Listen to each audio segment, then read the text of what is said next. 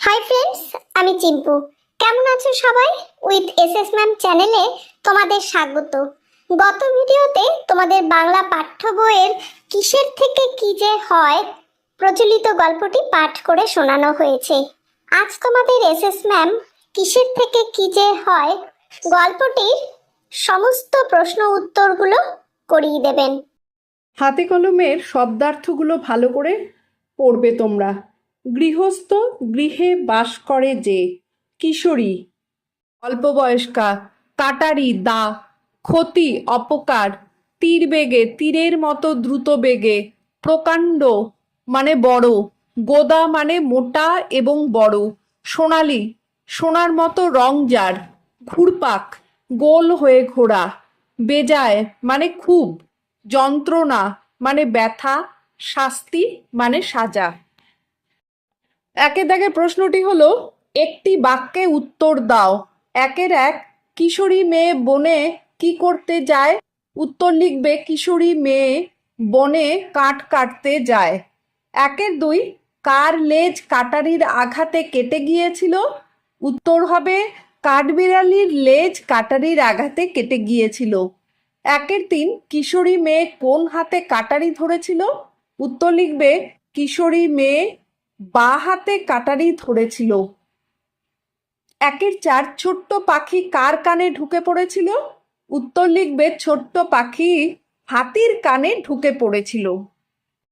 দুয়ের দাগের প্রশ্নটি হলো, 3-4টি বাক্যে নিচের প্রশ্নগুলোর উত্তর দাও।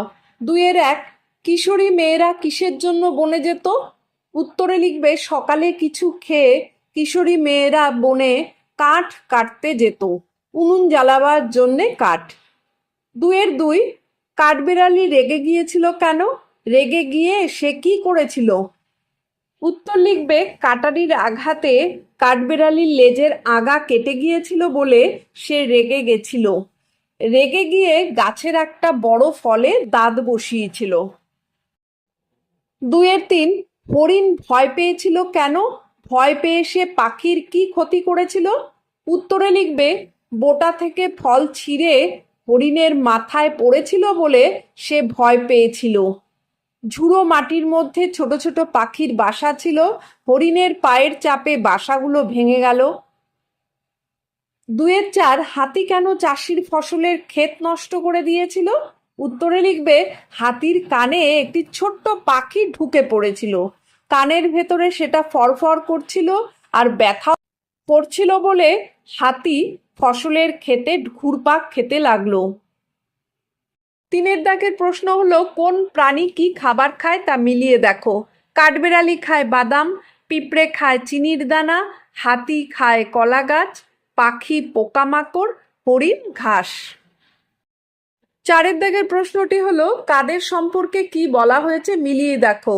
চারের এক, কাঠপিঁপড়ে কিশোরী মেয়েটির ডান হাতে কামড়ে দিয়েছিল।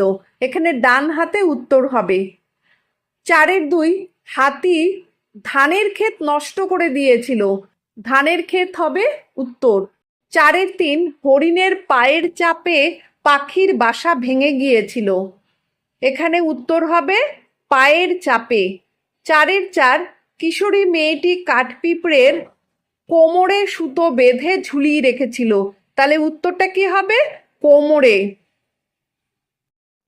পাঁচের দাগের প্রশ্নটি হলো, বাদিকের সঙ্গে ডান দিকের তালিকা মেলাও। পাখির সঙ্গে হবে বাসা, গাছের সঙ্গে হবে ডাল, ফসলের সাথে ক্ষেত, হাতির সাথে সুর, হাতের সাথে তালু।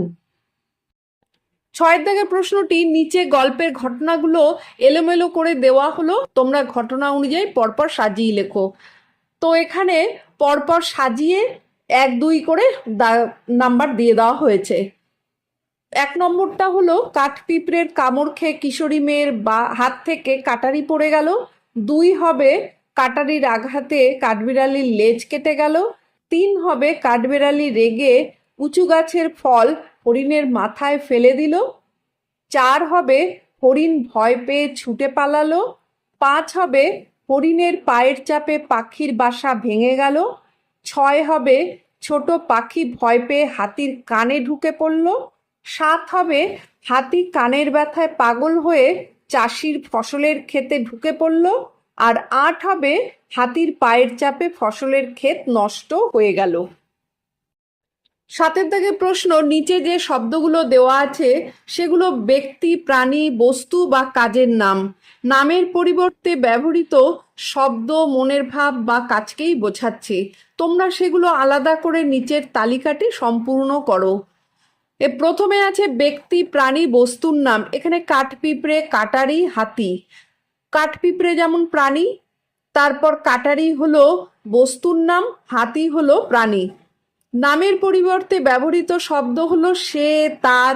মনের ভাব বোঝায় রাগ, ভয়। কাজের নাম হলো সেসব। কোনো কাজ, যেমন লাফিয়ে উঠলো, ভেঙে দিল, ঝুলিয়ে রাখলো, এগুলো কোনো কাজ বোঝায়। আটের দাগের প্রশ্নটি হলো, নিচে যে শব্দগুলো আছে তাদের অন্য অর্থ পাশের বাক্সের মধ্যে রয়েছে, সেগুলো খুঁজে নিয়ে শব্দের পাশে পাশে লেখো। মেয়ে মানে কন্যা, পাখি মানে পক্ষী, গ্রাম মানে গা, ডাল মানে শাখা, কাটারি মানে দা, ব্যথা হলো যন্ত্রণা, চাষি হবে কৃষক, বন হবে অরণ্য। নয়ের দাগের প্রশ্নটি হলো, নিচে যে প্রাণীদের নাম দেওয়া আছে তাদের প্রত্যেকের সম্পর্কে দুটো করে বাক্য লেখো। হরিণ, হরিণের শিং খুব সুন্দর, হরিণ কচি লতাপাতা ঘাস খায়। কাঠবেড়ালি, কাঠবেড়ালি বাদাম খেতে ভালোবাসে, কাঠবেড়ালি গাছের ডালে ডালে ঘুরে বেড়ায়। কাঠপিঁপড়ে, কাঠপিঁপড়ে পচা কাঠে বাসা বাঁধে, এই পিঁপড়ে কামড়ালে খুব ব্যথা হয়। হাতি, হাতির পা অনেক মোটা হয়, হাতির গায়ে অনেক শক্তি। পাখি, পাখি হলো আকাশে উড়ে বেড়ায়, পাখি ফল ও ছোট পোকামাকড় খায়। দশের দাগের প্রশ্নটি হলো, নিচের ছকে ঠিক মতো রাইট বা ক্রস চিহ্ন দাও। চারটে পা আছে কার? চারটে পা আছে হাতির, হরিণ, কাঠবেড়ালির। উড়তে পারে কে কে? উড়তে পারে হলো পাখি, বাকি হাতি বা হরিণ, কাঠবেড়ালি উড়তে পারে না। লেজ আছে কার? হাতির আছে, পাখির আছে, হরিণ আছে, কাঠবেড়ালি সবার লেজ আছে। ঘাস খায় কে কে? ঘাস খায় হলো হরিণ শুধু, আর বাকিরা ঘাস খায় না। পালক আছে কার? পালক শুধু পাখির আছে, আর কারো নেই। শিং আছে কার? শিং আছে হলো শুধুমাত্র হরিণের, বাকিদের শিং নেই। 11 দাগের প্রশ্নটি, নিচের ছবিগুলোর তলায় গল্প থেকে ঠিক বাক্য খুঁজে নিয়ে লিখে কাহিনীটিকে সম্পূর্ণ করো। প্রথম ছবি দেখে বোঝা যাচ্ছে যে বাঁ হাতে ছিল কাটারি, সেটা পড়ে গেল, কিশোরীর ডান হাতটা চেপে ধরল। 11-2, কাটারি পড়ল কাঠবেড়ালির লেজের ওপর, ছোট লেজ গেল কেটে। 11-3, অনেক উঁচু থেকে ফলটা নিচে গিয়ে পড়ল একটা হরিণের মাথায়, হরিণ ভয় পেয়ে গেল। 11-4, হরিণের পায়ের চাপে পাখির বাসাগুলো গেল ভেঙে। 11-5, একটা হাতি প্রকাণ্ড সুর দিয়ে গাছের ডালপালা খাচ্ছিল, ছোট একটি পাখি তার কানের ভেতর ঢুকে গেল। 11-6, হাতি ছুটতে ছুটতে এসে থামলো এক চাষির ফসলের ক্ষেতে।